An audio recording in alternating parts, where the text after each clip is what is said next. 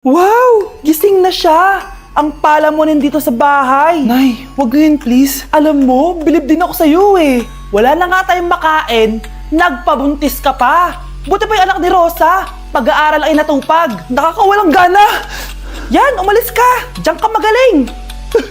Kasalanan mo to! Sinira mo yung future ko! Ate, please, tigilan mo yan. Walang kasalanan yung bata. Hindi! Dahil dito, galit sa akin si nanay. Kaya dapat mawala na to! Ate, wag! Ate! Anak, kain ka na. Nay? Sorry anak ha sa mga sinabi ko. Hayaan mo, babawi ako sa'yo ha. Thank you, Nay. Nay, sumasakit yan ko. Nay! Oo, yung pinag-usapan natin ha. Hihintayin ko ng mga anak tong babaeng to. Pag nabigay ko na yung bata, ibigay mo na agad yung pera sa akin ha. Palak ibenta ni nanay yung anak ko.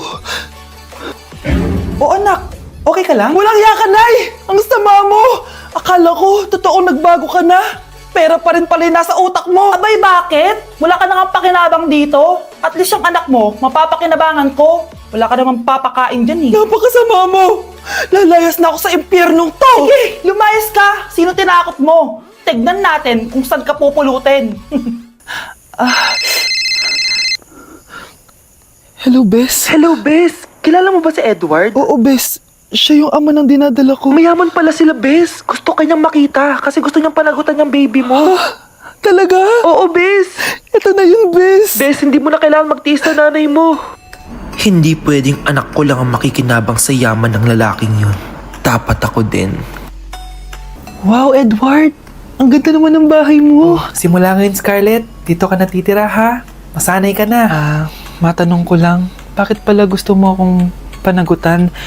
Eh, di ba iniwan mo na ako? Scarlett, hindi naman talaga kita iniwan. Alam mong, kinailangan ko lang sumama ng matagal sa ibang bansa. Kasama yung mga magulang ko. Ang importante, nandito na ako, Scarlett. Bubuo na tayo ng pamilya. Ang sarap naman pakinggan nun. Oh, Scarlett, bakit? Ang sakit ng tiyan ko. Ha? Teka lang, tatawag ako ng nurse, ha? Diyan ka lang. Edward. Buti na lang dumating ka, tita. Ako, Edward, salamat sa pera, ha? Makakasiguro kang kay Scarlett Lato mapupunta. Bakit nandito yung babaeng yan, ha? Paalisin niyo yan! Ha? Anong nangyayari? Scarlett? Anak, di mo ba kilala? Nanay mo ko.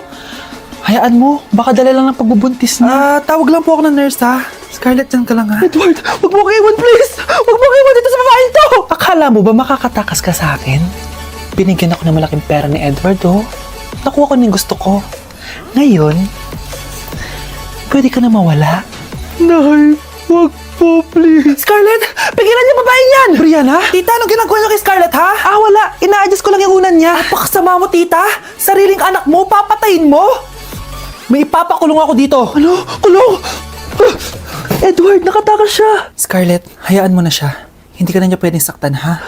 Paano yung pera? Buti na nakatakas ako. At least may cheque naman ako. Nasaan na yun? Nasaan na yung cheque? Ito, oh. Naiwan niya. Thank you, Edward. Masaya ako para sa inyo, ate. Scarlett, Brianna, hanggat nandito ako, poprotektahan ko kayong dalawa. Ikaw, Miguel, ayaw na kita lumalabas ng bahay. Naiintindihan? Ano? At pwede ba? Huwag ka nasasama dun sa kaibigan mo hampas lupa na yun. Dahil ayaw ko ng ganong klaseng tao ang magiging kaibigan mo. Ma! Para sumasobra ka na ata! Sobra na ako nasasakal sa'yo! Tsaka tumatanda na ako! Anak pa din kita!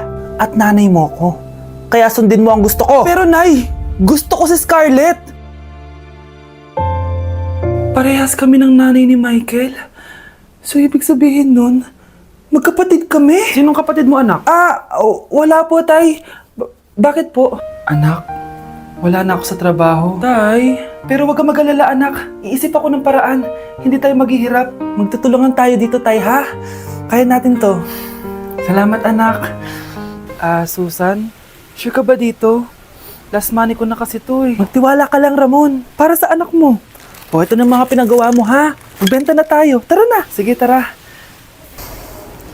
Scarlett, ayaw sa'yo ng nanay ko. Ayaw niya akong magipagkaibigan sa'yo. Pero hindi niya ako mapipigilan. Michael, may kailangan din akong sabihin sa'yo. Yung nanay mo, tsaka yung nanay ko. Kailan ka pa natutong hindi sumunod sa akin, Michael, ha? Ma, dahil ba sa babaeng to? Please, tama na! Ayaw mo talaga makinig sa akin? Pwes, ipapadala na kita sa US at doon ka na mag-aaral. Michael! Nakita mong nagagalit ang iyong nanay, ano ang gagawin mo? A. Magagalit din at lalayas ng bahay? B. Susunod na ito sa utos niya para hindi na magalit? C. Sasabihing buntis ka at magkakaapo na siya? O D. Sara Geronimo? Dala, dala. May nakita kang pulube, ano ang gagawin mo? A. Magpanggap na aso para matakot siya. B. Bigyan ito ng bagong sasakyan para makapag-road trip siya. C. Bigyan ito ng pagkain para mabusog siya. D. Hubaran mo siya at labhan ng damit niya. O E. Ninya. Success ka eh. Bigla akong sumakses eh. Pero step by the step. Bagsak ako! Lagot ako neto sa nanay ko! Bakit 3/50 lang to? Bagsak ka din, Bes? Oo! Bagsak tayong dalawa? Parang masaya ka pa. Okay na ako. Akala ko kasi ako lang bagsak eh. Tsaka papel lang naman to. Okay na din pala ako. BFF balls talaga tayo. Yes! Tara na nga sa kantin, Bes. May chichika pa ako sa'yo. Ikinalulungkot ko pero hindi na siya makakita. Masyado nang malala ang damage sa mata niya. Mahal, hindi tayo susuko ha? Gagaling ka. Mahal, huwag ka na magpa-stress. Ginawa naman natin lahat, di ba? Mahal, magpahinga ka muna dito ha? Maluto lang ako ng pagkain. Hi, Ramon. Rosa, bakit nandito ka? Balita ko, wala nang pag-asang makakita yung asawa mo. Ibig sabihin, magagawa na natin lahat ng gusto natin. Shh! Huwag ka maingay. Masisira plano natin. Sinasabi ko na nga ba, may pinaplano kayo ni Rosa. Mahal, kain ka na nito paborito mo. At talagang hinahayaan mo lang dito si Rosa, ha? Ano ba?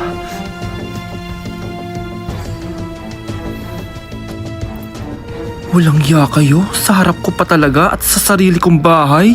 Tay, nabalitaan ko yung nangyari kay nanay. Ipagdasal na lang natin na gumaling pa rin siya, anak. May CCTV dito sa bahay. Kailangan kong makuha yung mga files na yun. Nay? Nay? Nakakakita ka? Anak, please. Huwag mo muna sasabihin kahit kanino na nakakakita na ako. Nay, akala ko ba bulag ka na? Matagal na akong gumaling, anak. Hindi ko lang masabi kasi may masamang kutob ako dyan sa tatay mo. Sir, good news! Base sa recent lab test ng asawa niyo, nagre-recover yung mata niya. Ano? Ba't parang hindi kayo masaya, sir? Uy, Mare, may field trip kasi yung anak mo. Kailangan ng pirma ng parents. Rosa, sumagot ka. Kapag pinirmahan mo to, akin na lahat ng mga kayamanan mo. Oh, pirmahan mo na. Tita, wala naman ako field trip ah.